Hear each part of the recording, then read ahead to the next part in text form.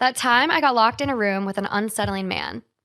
I just came across this sub and figured the story was perfect to share here. I promise, y'all, this is 100% real and still gives me nightmares 4 years later. When I was 18, I worked at my college's residence building at the front desk, and I think I almost got assaulted or murdered. You be the judge. During the summer, the building operated as a hotel. So 2.5 floors were hotel rooms, and half of the third floor were student rooms. The whole building operated with a hotel swipe key system that was pretty outdated, and all of the doors were powered by 4 AA batteries. If the batteries died, there was a decently lengthy process to replace them and reprogram the door. A dark-haired guy came to the front desk from inside the building while I was working an overnight shift at around 1 or 2 a.m. and said he left his keycard in his room. I made him a new one and made my first error of the night. Hotel guests could have as many keys remade as they wanted, hypothetically. Students, however, were supposed to be given a temporary keycard and charged $2 to be returned when theirs is located. I gave him a new key for his room and asked if he was a student or hotel guest, and he replied, quote, student. At this point, I should have checked our system to charge his account, but I was caught up doing administrative duties and forgot. I used to trust people way too easily at this job, but quickly learned not to. Later on in the night, maybe around 3 or 4 a.m., he came to the desk again and said he couldn't get into his room. I asked if he just forgot his key again, and he said no, the door wasn't working. I asked if the light was coming on when he swiped his card, and he said no, so I figured the batteries were dead. I told him I'd have to change the batteries and went up to his room with him. He asked me for my name, and I told him. He didn't tell me his. I opened the door manually with a master key and told him I'd have to prop it open while I worked on the back panel to replace the batteries. He said, quote, no, it's okay, I'll close it. And closed and deadbolted the door locked. Really fucking weird, but I tried not to think about it. I had changed the batteries on plenty of other doors by this point, and some students were iffy about having their doors propped open for their room to be on display for anyone walking by. He also had a really thick accent, and I thought he might be an international student since we had a lot of those students from other countries where English was not their first language. I gave him the benefit of the doubt and thought maybe it was also just a language barrier issue. At this point, though, I really felt like something was wrong, but I tried to ignore it so I didn't freak him out. While I was trying to focus on fixing the door as quickly as possible, he kept trying to entice me to go further into the room, and he needed me to take a look at it. There was something underneath it that needed to be fixed, etc. He held out a little gold house key and said, I have a key, go get it, and threw it under the bed. He said there was a leak under the fridge. He just kept trying to get me down on the ground, throwing random problems at me. Obviously, I told him no. I'd send maintenance up in the morning to take a look at anything that was broken. I had my back to him, and he asked me if I would take off my glasses. I said, no, I need them to see. His tone of voice changed, and in the most steady, chilling manner, he said, Ella, it's okay. You can take them off. And from behind me, he reached around and tried to take off my glasses. I swatted his hand away and, trying to remain composed, said, no thanks, I need to keep them on. Even though he was creeping me the fuck out, I didn't want to be rude. I didn't want to get in trouble if he complained about me or risk upsetting him and having him yell at me. I got up to grab something from the door repair kit and undid the door deadbolt and opened it up in the process. He jumped towards the door to close it again and told me to keep it closed. I told him no, I had to open it to start reprogramming it from the front. While I held the door open with my foot and grabbed something from the door repair kit, he started playing with the little wispy hairs at the top of my forehead and trying to touch my shoulder. I swatted him away again and asked him not to touch me and focused on getting the fuck out of there. He once again tried getting me to follow him into the bedroom, saying the bed was broken, and I went as far as the doorframe to see if I could spot any actual problem with his bed. This is when I realized that he had nothing in his room. No dishes in the kitchen, no shower curtain in the bathroom, no sheets on the bed, nothing.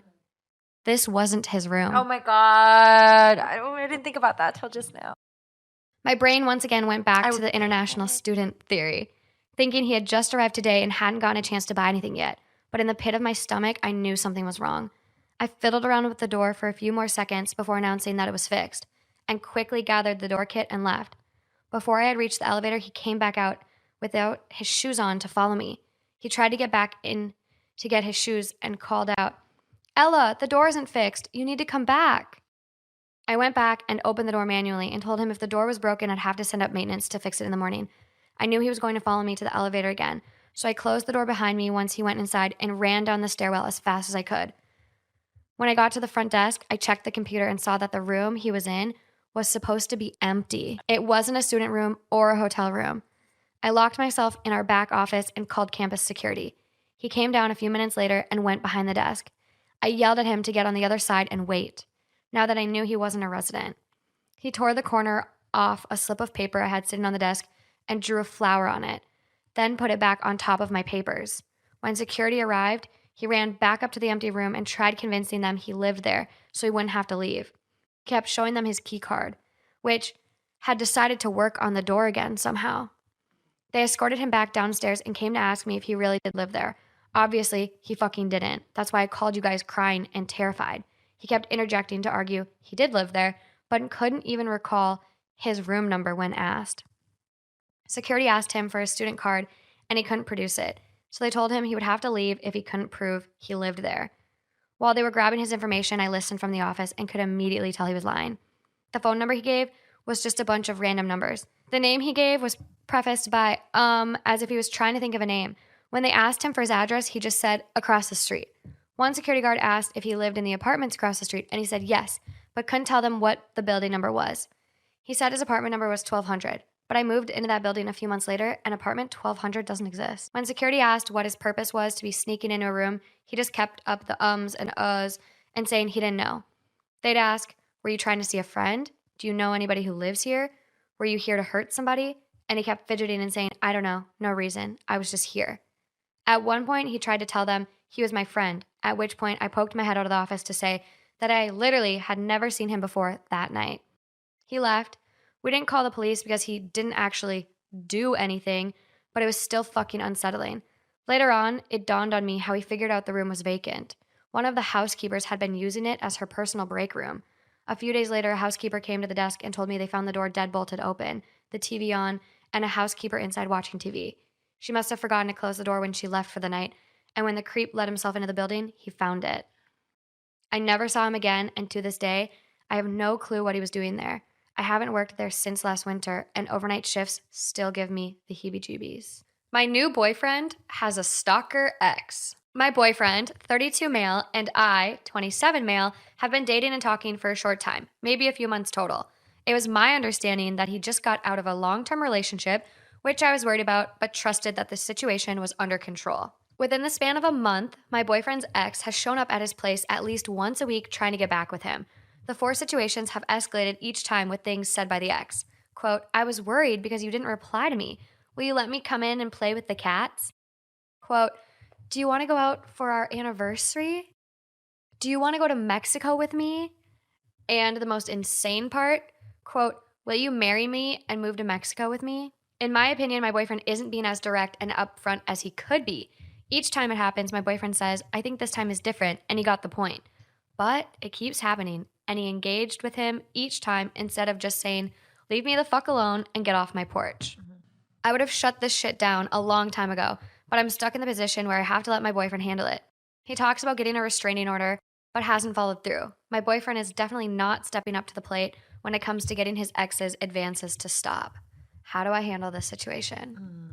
Am I the arsehole for following my 42 male wife, 27 female, around for an evening? The title sounds extreme, but here are the details. My wife and I have been together for 5 years. I love her so much that it pains me to write this. The thing is, I was the sole earner for a while and I was happy to provide. I am a software developer at a local startup that has tripled in employees and has gone exponential in revenue. We are not having kids, so my wife got bored of being home and doing nothing. So she got a job at a law firm as a paralegal. Enter this attorney, who I'll call Brandon. My wife started to bring him up quite a bit. You know when your wife starts talking about something, drops it, and then brings it up a few minutes or hours later, like there was no gap. My wife does that with stories about him. I searched through her Facebook friends list one day for Brandon and saw that they had connected. Okay. Then my wife starts going to work happy hours and I'm seeing pictures of the guy on her timeline. In most of the pictures she's positioned next to him, holding a drink. Okay. I have gained considerable weight since joining the startup. There is free food provided to us nearly every day. My wife has maintained a really low weight and looks as beautiful as she did at 22. Brandon is more like how I used to be weight-wise. However, I believe I make more money than he does. So here it goes. I take off work on Friday, as my team is nearing the end of our project. I wait for my wife to leave the firm and I see her walking out with Brandon. They get in my wife's car, purchased on my dime, and I follow them for a bit. They go to a local dive bar and it turns out all of her co-workers are there. I see them entering. I wait for hours and everyone eventually leaves. My wife leaves last with Brandon and she takes him home. I don't see any physical contact as he exits the vehicle to go inside his apartment building. At this point, I'm sick. I'm gutted. I wait at home for my wife and confront her about Brandon. She went insane basically, threatening to end the marriage because I stalked her. She told me she is always the dedicated driver for happy hour because she doesn't drink much, which is true, but she didn't address my greater concerns. Am I the arsehole? My 29 male soon-to-be ex-husband seems to feel entitled to another chance with me, 28 female. My husband and I have been together almost 8 years, married for 2.5 of those. Last May, 2019, we separated seemingly overnight. He left me and our toddler and moved back to his hometown. There was never a solid reason given, just that he felt we should have never have gotten married. In July, he changed his tune and wanted to be a family again.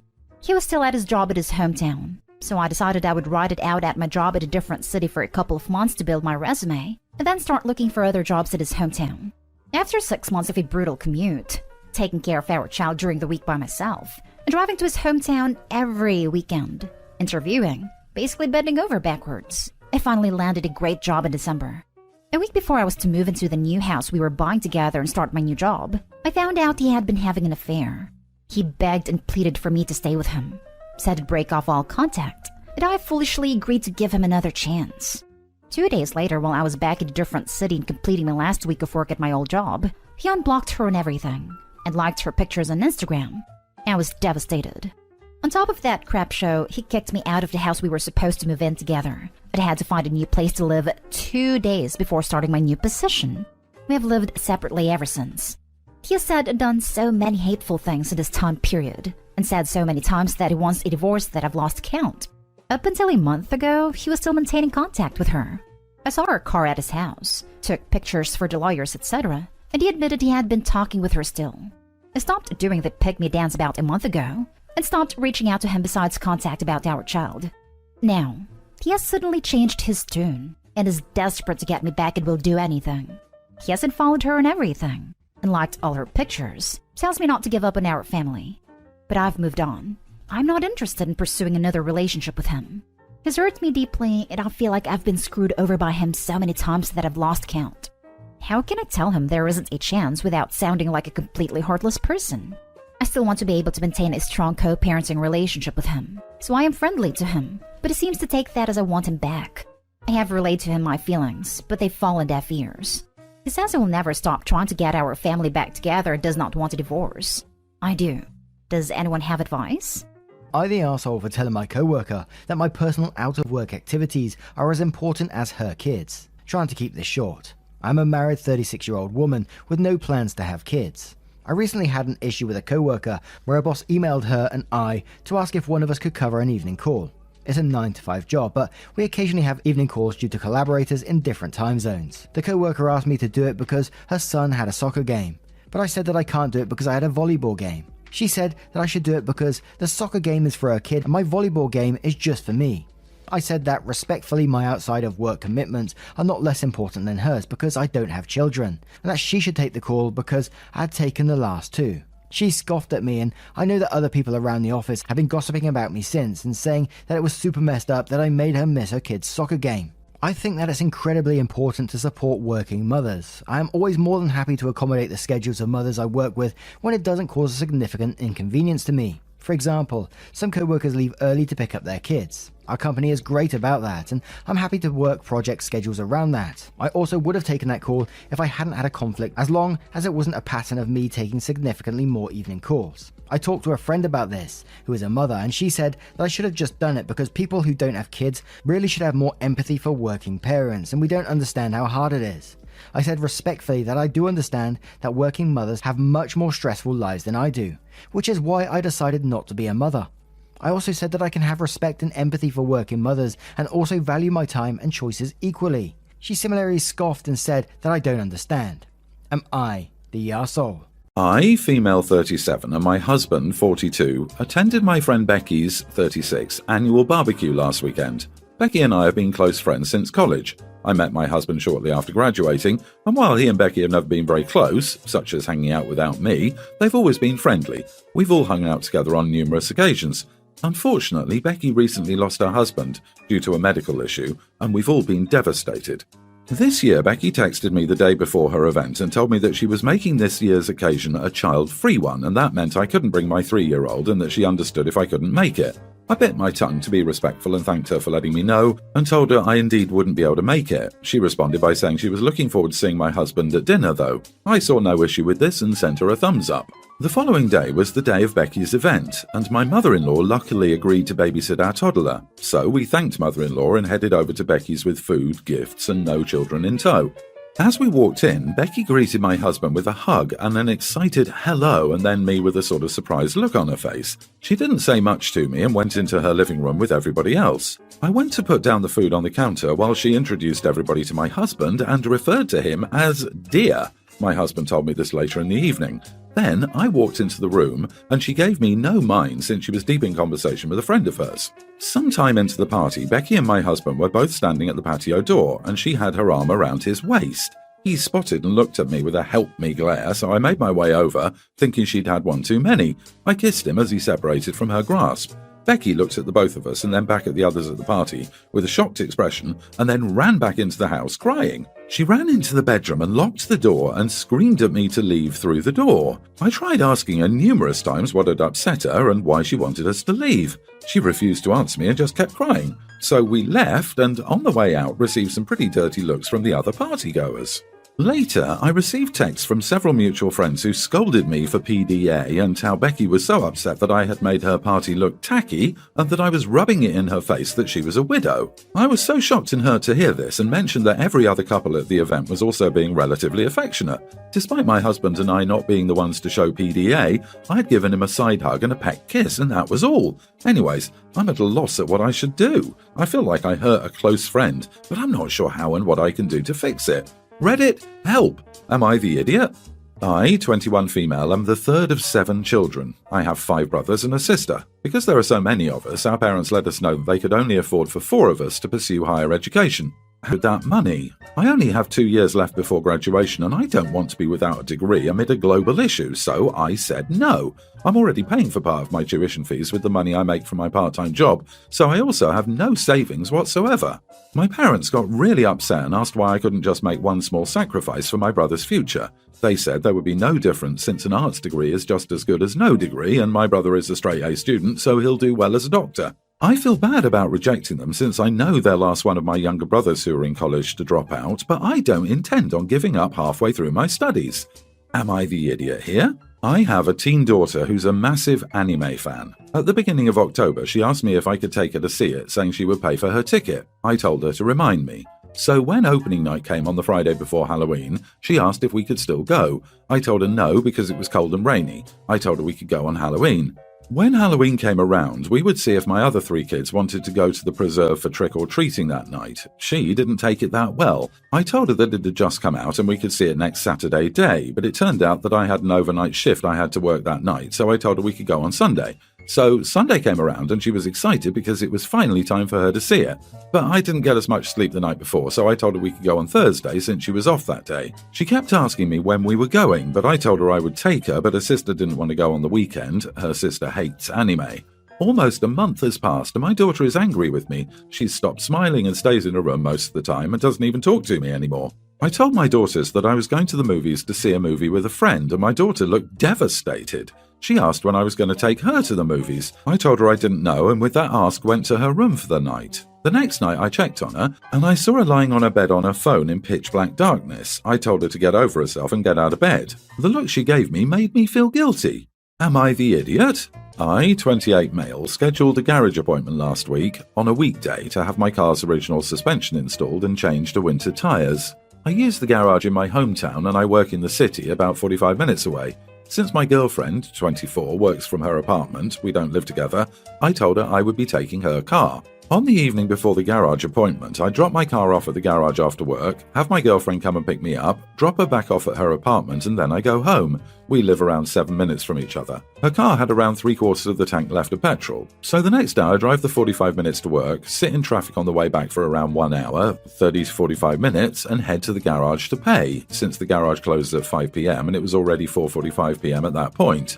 After, I pick up my girlfriend and drive back to the garage to get my car. As I'm walking away, my girlfriend pulls me aside and mentions how I've left her with less than 1/4 of petrol and that she assumed that I would at least fill it to where it was. I told her I didn't have the time to stop at the gas station before paying at the garage since they closed. She mentions that I could have gone after, before picking her up. At this point, I'm annoyed because I want to go home after working all day, so I tell her I'll fill it up during the weekend when she comes over. Over the weekend, I paid for breakfast as I usually do. On Sunday, I mentioned that I would go and put petrol in my own car, and she asked about filling hers up. I told her that I wouldn't be filling hers up since I paid for breakfast over the weekend. She points out that she also paid for our supper on Friday. She bought ingredients and made me the cheesecake I asked for. I told her we take turns paying, and me paying for her breakfast was also me paying for her petrol. She then brought up that this was the second time in a row that I hadn't filled the petrol in her car after taking it for work, and that she wouldn't be allowing me to take her car anymore when mine is in the garage. I laughed in her face and told her I would transfer the $10 for the petrol if she was going to be so petty. I didn't transfer her any money or put any petrol in her car. It ended up costing us $70 to fill her tank. She did ask for the $10 from me, but I told her if she asked again, she would be paying for herself at the dinner date I planned this weekend. She says I'm an idiot that doesn't fulfill his promises. I told her that I didn't promise her anything. Had to leave, I just couldn't bear to stay. Nothing's back in its place for me anyway. I wanna see what's hiding across the sea. If there is something out there for me. Take a train, ride a cab, catch a flight. Travel daytime into the night. All alone, grab a backpack and light. That's what life should be all about. Go to Paris, London, Amsterdam, New York, Miami. This evening, I was at a different church from the one that I usually attend. I had to work a longer shift than usual, so I couldn't make it to mine on time. I'm familiar with this group of believers because I went to their church school in high school. I go in, find a seat, and settle in. After the service is over, I'm walking around and talking to people who I haven't seen in a while. They're extending congratulations and asking about my pregnancy, which, when done respectfully, is fine. However, that wasn't to last. Up walks Sister Karen. "Oh my, OP, when did you get married? I didn't get an invitation to the wedding." I wouldn't have invited Sister Karen to my wedding regardless. I said, "No, Sister Karen, I'm not married yet. I had artificial insemination done to bring my little loved one to me." "Wow, OP, I didn't think you would be so stupid and not think about how selfish you are. There are so many people who are both married and who actually serve the church. You could have offered your womb to these godly folks so they could raise this child in church and in a complete home." I was in so much shock that I couldn't form words. She pointed at my pregnant belly. "My husband and I would be happy to raise that child in a complete home. We can't have any more kids, so this is a great blessing to our family." I said, "Haha, you got any more jokes? This is my baby. If you come near me, my child, or any other children I have, you're getting a restraining order." Then I left the conversation to keep talking to other people. On the way back to my car, she tried to pray over me to give her and her husband the innocent and unfortunate child in my womb to their household of true love. She is nuts. She has always been a nut job, but today she just took the entire cake along with the plate that it was sitting on. Some people. You know, it's actually sad how often this sort of thing happens.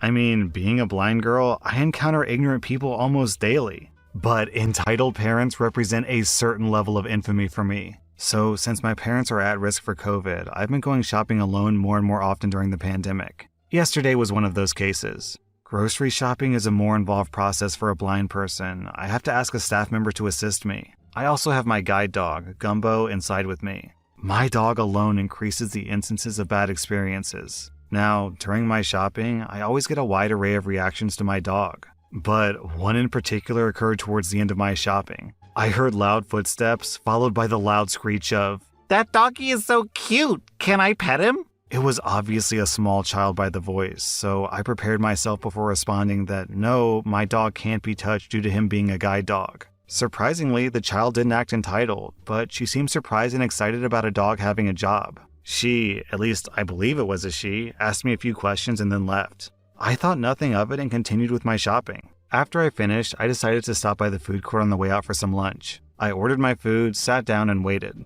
But by some cosmic gracing of bad luck, that's the exact moment that this child and their parent decided to walk close by. I heard the child tell the mother about what I told her, about how my dog is working as a guide dog, that I'm blind, and I use him to get around. The mother isn't really saying anything, but I can sort of tell by her tone and the few words that she does say that she's seeing some issue with what her daughter was told. I decided to listen in, and after the daughter finished her babbling, the mother came up to me. Now, as I said, people coming up to me is super common. I thought nothing much of it. However, the first words out of her mouth were, "Why did you tell my daughter you're blind?" Her tone was very harsh, very accusatory. I immediately knew what was coming, but as usual, I put on a smile, because I am blind. Your daughter asked me about my dog, so I explained what guide dogs are and why we use them. "You're not blind?" "Excuse me?" Her straight-shooting words caught me off guard. "You're not blind? My cousin is blind, so I know what a blind person is like. You shouldn't lie about that. I think you should let my daughter pet the dog. She likes dogs. It's pretty bitchy to refuse a child something like that." My hackles rose slightly. "Well, ma'am, not all blind people are the same. Just because you know a single blind person doesn't mean you know how all blind people are. And, as I already explained, your daughter can't pet my dog due to him being a seeing eye dog." "Why are you lying? Your eyes are completely fine. You're using a phone. Don't say that you're blind if you're going to show that you're not at the same time. Why would you lie about this?" "Excuse me, but I'm not lying. My eyes looking fine have nothing to do with anything. Not every blind person's eyes look the same. Look, you're stressing me out. I'd rather you just left me alone." "My daughter wants to pet your dog. She's been well behaved all throughout the day, and it's more than reasonable to let her pet the dog." I said no. I don't know why you can't just accept my answers. You said no using that BS excuse. You're honestly starting to piss me off. I don't know who you think you are, but I happen to work for... I don't actually remember what she said here. "And if you don't stop it, I'll get security to throw you and your fake guide dog out of here." Now, I'm sure you get the picture. This went on for a good 5 minutes of her getting progressively more and more angry at the fact that I wouldn't let her daughter pet my dog. The daughter was actually silent throughout the whole thing. I don't really think that she even cared that much. The entitled mother, however, was another story. Eventually, she screamed out, "That's it! I'm going to get security! If you're smart, you'll be gone by the time I get back, or you'll regret it!" I snorted at her small fit and heard her huff and storm off. By that time, my food had arrived, so I started eating. I didn't really believe that she would go get security, but with entitled parents, you can't be sure. About, 5 minutes or so went by of me eating. I was enjoying my fries, browsing Reddit in bliss. But, of course, she returned. I heard her stupid stomping from like 15 feet away, and I heard she was raging to, apparently, a security guard. "Look, that's her. You see? She's sitting there with a dog. She says it's a guide dog, but she's not blind, so you have to kick her out. Dogs aren't allowed." I sighed and removed an earbud to prepare for the incoming ordeal. A deep male voice resounded from a few feet in front of me. He sounded rather harassed. Miss, is this a service dog?" "Yes, it is. He's a seeing eye dog. I'm allowed to take him in here. I have a copy of the appropriate law if you need it." "No, that's fine. I know service dogs are allowed. This woman is saying that you aren't disabled, though. Is that true?" "No, she's just angry that I didn't let her daughter touch my dog. I honestly don't know why she cares." "Because you're a liar. I told you I have a blind cousin. Don't try to tell me I don't understand blind people, because I do." I directed my attention to the security guard. I've tried to explain to her that one blind person doesn't represent all blind people, but she doesn't seem to get it. Could you please ask her to leave me alone? I just want to eat in peace. "So, you are blind?" "Yes, I am." "Can you prove it in any way?" No. How could I do that, and why?" "Well, it's just that she's saying one thing and you're saying another thing. I don't exactly know who to believe, but yeah, I see how proving you're blind doesn't really work." He spoke to the entitled parent. "Why is it exactly that you think that she's lying?" Are you serious? Are you thick? Look at her eyes. They're not white or cloudy like blind people's eyes are. She's literally looking at an effing phone. What's your response? I sighed. Maybe her cousin has those eye symptoms, but not every blind person does. Those symptoms are caused by diseases like cataracts, which I don't have. As for the phone, devices have been accessible for the blind for years. I find it surprising that she has a cousin who's blind who doesn't know that. No, I saw you look at the phone. You're looking at it. I have basic light perception. I can detect light. I direct my eyes to it out of habit because that's where my hands are occupied. Look, it's not my job to educate you on what you don't know. I said to the guard, please just ask her to leave me alone. I don't care if she doesn't believe me, but you don't have to stand here and mediate a back and forth as if we're going to agree. I'd like her to stop talking to me and leave me in peace. I'm feeling extremely harassed. Yeah, I get that. It's just that I can't know for sure if you're blind, so she might have a valid point. What? This applies to every blind person. How can anyone prove that? If she has no proof that I'm lying, then shouldn't you just give me the benefit of the doubt? I don't know. She said her cousin is blind, so she probably knows something about it. Wow, I'm not even gonna bother. Look, if you're not going to get her away from me, then I'm just gonna leave. Thanks for failing to protect a disabled patron. I stood up to leave, my dog getting up to guide me. I took a few steps, and I suddenly felt someone grab hold of the harness handle tightly and pull me to a stop. Wait, I said I wanted you to let my daughter pet the dog. Then you can leave. No, get off of my harness, get off! Now, understand that grabbing my harness is akin to someone taking away your eyes. She was impeding my means of navigation, so I panicked. This has only happened to me once before, and I panicked then too. I attempted to pull my harness handle back, all the while screaming, "Get off! Let go! Help!" And all the while, she was screaming in my ear about... Actually, I wasn't exactly listening because I was too busy screaming, but I assumed that it had something to do with her daughter. The security guard was fumbling around fairly uselessly. Eventually, another security guard hurried over, and I heard him bark out, "What's going on here? She's taking my guide dog! Help me! She won't let go!" No, she's supposed to let my daughter pet her dog. He said so. I assumed that she pointed to the guard. The guard didn't respond, but the way that the conversation went, it seemed like he non-verbally indicated that he hadn't said that. Miss, let go of that lady's dog right now, or I'll escort you out. No, she's not blind. The dog isn't real. Don't just jump in and assume that you know what's going on. By now I'd calmed down a bit, so I said, please just get her off me. I want to leave. I don't feel safe. Let me leave. Hey, you're alright, miss. Everything's gonna be fine. I felt the woman's hand being forcibly removed from the harness handle. As soon as I was free, I immediately commanded Gumbo to lead me to the exit. We walked quickly. I heard the woman screeching loudly behind me and the man shouting, "Calm down, just stop screaming." I was still somewhat panicked, but I was able to calm myself down as I hurried towards the exit. It was so chaotic that I very nearly forgot my shopping where I left it at customer services. I left, called a taxi, and came home. It's really stuck with me for the last couple of days. But the worst part is that these types of interactions are an almost daily occurrence. Blind people are the targets of constant harassment in public. This woman just went farther by physically assaulting me. I know that I could have and should have gotten her arrested, but honestly, I was just so panicked I wanted out of that situation ASAP. So why am I telling this story? In short, spreading awareness. It's important for people to know more about the blind experience and what blind people have to deal with. It's also super important to say that if you're ever a witness to a situation like I just described, intervene. Had that second security guard not intervened for me, that situation would have been a lot worse. So I would appreciate any upvotes on this post to help spread more awareness. And I didn't even get to finish my fries. Today I effed up by accidentally kidnapping a child.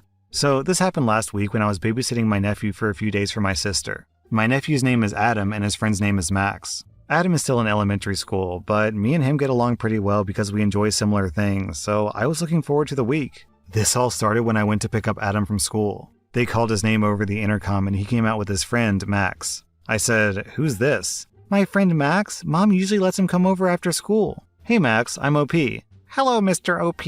Is it okay if I hang out today?" "Sure, that's fine. Is your mother okay with it?"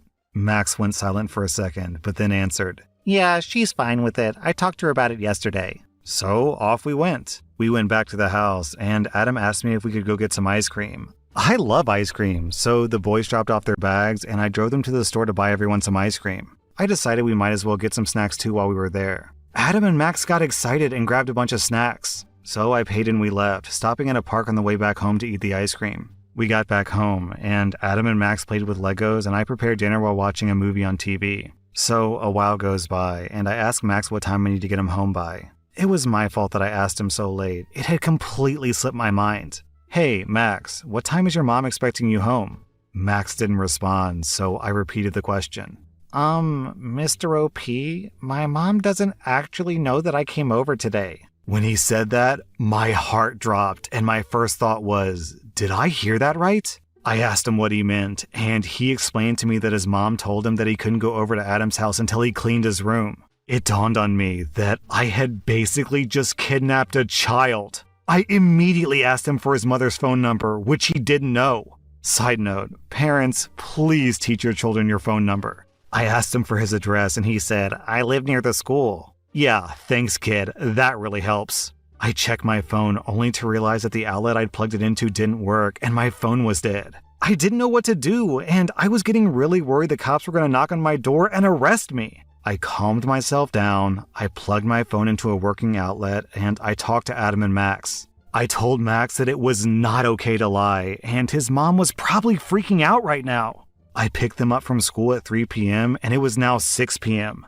When my phone turned on, I saw that I had 6 missed calls from my sister and 3 from my brother-in-law. I called my sister back and explained frantically what had happened. She calmed me down and told me that Max's mom had called them to ask if they had Max, and my sister said no. Max's mom hung up to presumably call other people, and my sister tried to call me to ask if I had Max. Then my sister called Max's mom and explained the situation. Max's mom came by and picked up Max. I apologized for all the trouble I caused, and she told me that it was fine, that the problem was solved in the end. Me and Max's mom talked for a bit about what happened that day, and she managed to finally calm down. She told me that she was about to call 911 when she got a call from my sister, so it's a good thing that Max came clean when he did. Me and Max's mom exchanged numbers in case this ever happens again, and we shared a laugh over the craziness of the situation. I'm really glad that she was understanding and didn't call the cops on me. So, in the end, it all worked out, I would say. Today I effed up by using soy sauce. This just happened, and I'm still trying to cope with it. So, I love soy sauce. I add it to almost everything as seasoning. Eggs, noodles, veggies, you name it. Today was no different. I made myself some ramen noodles with veggies, poured some good old soy sauce over it, and I was happily munching away. It was delicious. Life was good. Now, the soy sauce bottle I use has a small opening, and when you want to use it, you just tilt it over and it pours out. You can unscrew the top to refill it with soy sauce if you ever run out though. I always thought that was really handy. No annoying cap openings or anything like that. Until today. It's still pretty hot where I live, and there's fruit flies everywhere. If you leave your food uncovered for just 1 minute, it'll be covered in fruit flies. Now, as I was chomping down on my food, I suddenly see movement inside the soy sauce bottle. One of those annoying fruit flies actually managed to squeeze through the tiny opening and was now flying around inside of my soy sauce bottle. Now, that's obviously disgusting. No one wants flies in their food. I had to get it out of the bottle so it wouldn't land in my next dish. I quickly grabbed a cup and a sieve to get it out. I open the bottle and pour the sauce into the cup through the sieve, and the little fruit fly lands in the sieve, but something else lands in it as well. At first, I thought it was just old soy sauce that somehow got clumped together. Oh, how wrong I was. I take a closer look, and I realize that it's a huge pile of dead fruit flies. I'm not kidding, it was like the amount of 2 tablespoons, and the bottle was pretty small. I gagged and immediately drained the whole soy sauce. I am utterly disgusted, and I now have to live with the fact that I've been eating fruit flies for a good amount of time. I wonder if I can ever use soy sauce normally again. Well, OP, if you think about it, can you even be certain that what you really enjoy is a taste of soy sauce and not the taste of marinated dead fruit fly water? Today I effed up by using an old commercial jingle at work that caused me to get hauled into human resources for possible sexual harassment. Gen Xer here. I love old commercial jingles, especially ones from the 70s and 80s, and I often will use them to make commentary on things I'm doing. We were in a meeting with sales and marketing, and we were discussing a new initiative that would involve both parties in a way that we've never done before. One of the younger marketing women was outlining this, and I said, "You've got your chocolate in my peanut butter."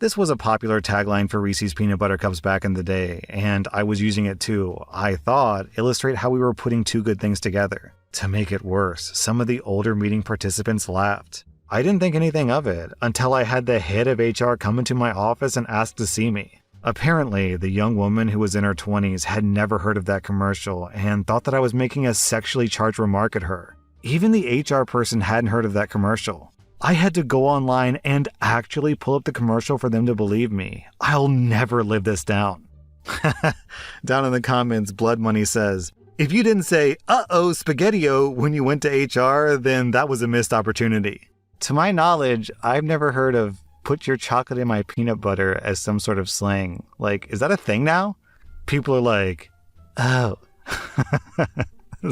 This is so dumb. Are people like, "Oh, babe, put your chocolate in my peanut butter"? Because I have a feeling that people aren't doing that because it sounds ridiculous. So why would this person automatically assume sexual assault? I mean, of all the things to think about when you hear that sentence, "You're putting your chocolate in my peanut butter," why immediately go to, wait, is this person making a remark about me being a woman or sexual jokes? Like, I don't really get it. So if I'm too old and uncool to get this joke to understand why it's sexual harassment, please let me know down in the comments, because if this is slang, it's totally going over my head. Today I effed up by waterboarding myself at the gym, and that's not even the worst part. I was feeling dizzy before a workout because I was a bit dehydrated. This is important for later. I usually bring some liquid, but I forgot to that day. Usually I go to McDonald's and grab a large unsweet iced tea for the gym. It's better than coffee, it wakes me up for the workout, and it's only $1. That was screw up number 1. Well, in my slight lightheadedness, I think I'll just have some water at the fountain in the middle of a workout. That was screw up number 2. After an hour on the treadmill, my throat starts to stick a little. I had my mask on and was doing a slow jog, just enough for me to breathe through the mask and didn't have to remove it in the hour that I was running. I hop off the treadmill, and the first feeling I get is this rush of blood running away from my brain. It only lasted a second, but anyone getting up too fast from sitting or squatting a long time will know the feeling. It's also that same feeling of dizziness you get from being drunk. That would have been a good time to drink something, but because of COVID, the fountains were turned off, and you're supposed to bring your own water. Whoops. Okay, whatever, I'll just power through this. The only thing left to do today was lightweight, so I should be fine. That was screw up number 3. Yup, I go through with my hour of light weights, and at the end, my shirt was very sweaty, and I was feeling dizzy and lightheaded at the end, but it passed. Anyone who's had that feeling would know that it's actually a little euphoric, and a great way to end the workout is to take a shower. This is where I should point out that I'm in terrible COVID condition. My belly is huge, and my mother pointed out that I looked pregnant when I went to open the fridge door without my shirt on. This is also important. In my dehydration, I'm not drunk level dizzy, but I am impaired enough to forget to take off my shirt and mask as I take my towel with me to the shower. There's no one else taking a shower because it was a pretty early workout, so I head to my usual stall by habit, which is close to the entrance. I turn on the shower and let the water hit my chest, and the feeling is amazing. But this is where everything goes wrong.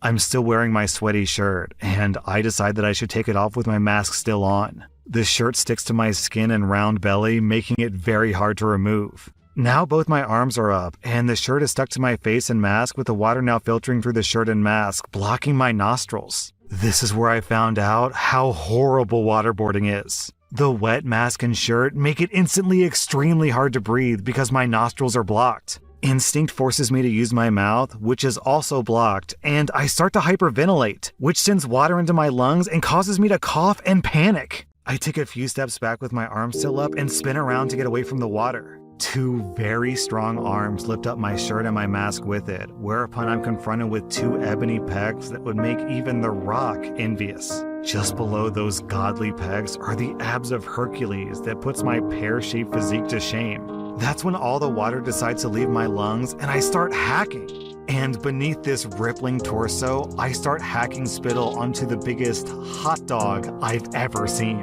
While this is happening, the manliest of hands pats my back like I'm a baby being burped. Through tears and embarrassment, we both realize that there's a third person who just walked in. They see me bent over and coughing next to this giant naked guy.